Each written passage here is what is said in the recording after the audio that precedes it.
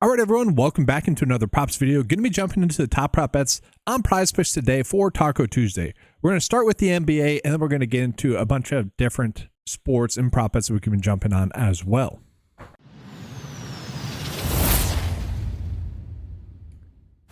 And so, yeah, starting out with the NBA, what we are going to notice is we're really not getting that many prop bets in the NBA that we would even consider good prop bets.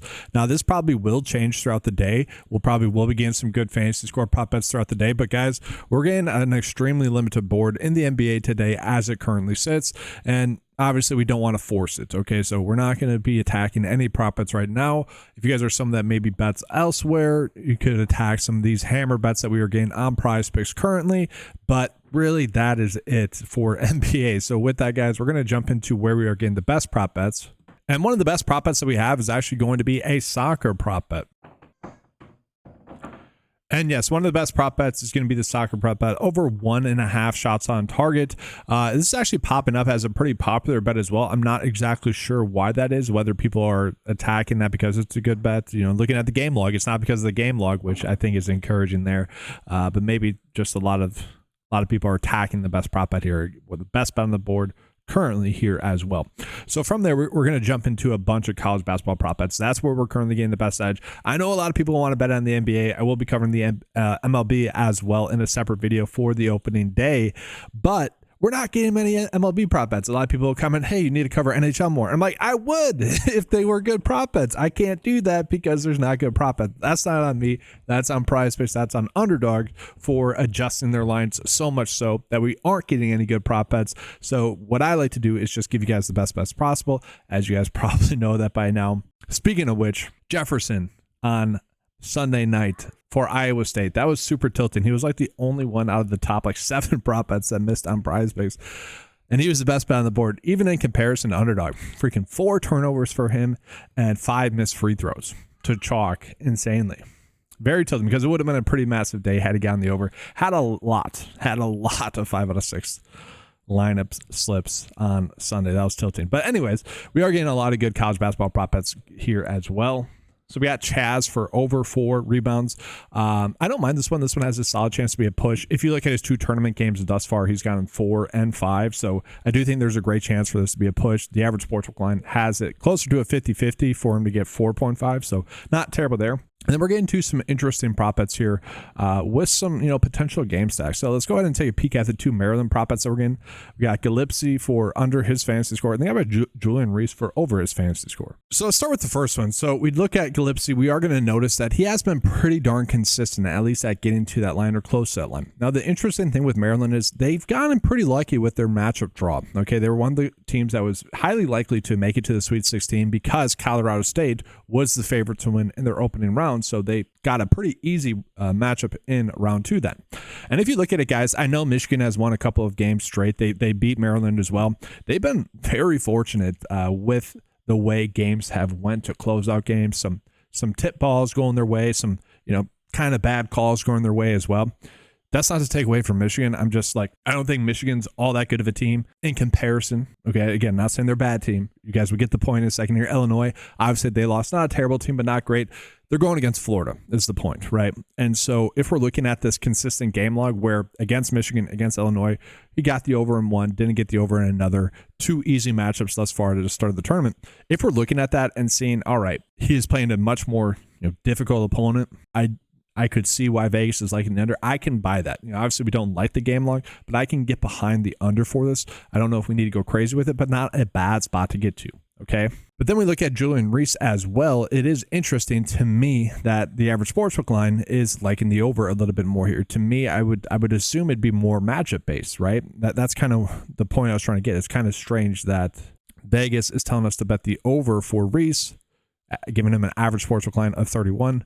And then projection of 36. So definitely interesting there. I'm kind of okay with it. I would rather stack them though on one side or the other, like we could do with these BYU prop bets. So my issue with BYU is they got extremely hot against Wisconsin. If you were watching that game, pretty clear there. I mean, they hit almost 50% of their 3 balls. It was an insane game for them. Very good from the free throw stride as well. As a Wisconsin fan, that was such a tilting game the way it ended. Anyways, it's tough to believe that they're going to go out and play that well against Alabama. You know, Wisconsin's a great offensive team, pretty terrible defensively. And so if you're telling me that these guys, one, they're coming in off of the whole team is coming in off of a very good shooting game. A lot of the basketballs fell their way to get some offensive rebounds to then kick back to get some second chance opportunities.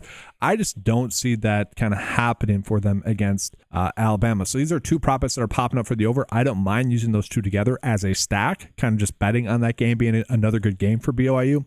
But I probably won't be getting as much exposure to this one as possible. I mentioned on the Saturday college basketball prop bets that we're getting. It's like, yes, we're going to place these prop bets. We're kind of fine with them. The top 4 bets went 3 for 4. Okay, that kind of was fine. But I did mention I wasn't going to be getting as much volume to those bets because it was bets that I personally didn't like that much. And I was kind of right, kind of wrong. But that's kind of my approach here with BYU. I wish Fantasy Score was like a true line that you could bet on sportsbooks, because I'd be telling people, you know, on DraftKings, bet his under Fantasy Score. I think that'd be the better route to go for both of those players. But from there, we are getting into some other spots I don't mind. KJ Lewis, only a 54% likely to hit, so a little bit of a drop, but not terrible. Okay, the average sportsbook line would have this at 26.2. The projection data also at 26.2, or 3 if you want to round up. So it is seemingly off by a decent amount compared to PrizePicks. And if we look at it, guys, his game log has been pretty darn solid, so we do like that aspect of it as well. But again, the issue that we have with someone like him is that he is going against a more difficult opponent in Duke. You look at his game against Houston, did really struggle in that game. And so they were another team that was highly likely to make it to the Sweet 16. They did end up doing that. It is an interesting line. Okay, going against Duke, you do worry about that a little bit, but I'm kind of okay getting there as well. I wish we were getting better lines, really. And then another interesting spot is going to be Cooper Flight to get over his fantasy score. So this is going to be a better matchup for him in the sense that the game should stay closer longer for these, and they're going to need him a little bit more to produce. And so if you want to get there, you can as well. With all these, I should mention that I do think that these are all the lowest that we're going to get them, whereas like Underdog, I bet his line's we're going to get a decent prop line difference. Really, all these, I think we're going to get pretty good prop line differences for Underdog. Now, it is worth calling out that with PrizePicks, it was a much better round one on PrizePicks college basketball prop betting than it was for Underdog, but we were getting a decent amount of big prop line differences, so worth calling that out. Then we are getting another one here, guys. Kaufman-Renn for under his fantasy score as well. Again, Kaufman-Renn does get a more difficult matchup here as well. So they're another team that kind of benefited from an upside, getting a much easier matchup in round 2 then as a result. Gets a matchup against Houston, which obviously one of the most difficult matchups that they've had in quite some time. That's really the bet, is a bet on the matchup here and for his under fantasy score. So again, I think you guys can see probably why I don't like these bets as much, why I'm not going to get as much volume on these bets as maybe some of the bets that I got on Sunday. It's kind of the issue here. But obviously for Taco Tuesday, we're just trying to find the best prop bets to pair with those tacos. And I don't know if we need to get there with this one. And we're about to get into the 9 to 5 bet of the day here, but do want to remind you guys of the 9 to 5 membership. If you guys have not signed up yet, make sure to do so. It's only $10 a month, gives you access to all the fantasy golf tools available on the website, but all the prop tools as well for both PrizePicks and Underdog for all the various sports. MLB starting up pretty soon here as well. Typically speaking, later on in the year, we have some pretty good MLB lines. Hopefully we can start out the MLB season hot as well. All that is going to be available for just $10 a month though. All right, so just in simple, guys, going to be attacking the top 6 prop bets that we have on the board currently. I kind of went over the reasons as to why or why not I like some of these prop bets. I do hope that we get some better NBA prop bets throughout the day, specifically with those fantasy score lines, because the board is pretty bare NBA-wise today. Maybe we'll get some more MLB prop bets popping up in there once some pitching fantasy score or hitter fantasy score lines start popping up in there as well.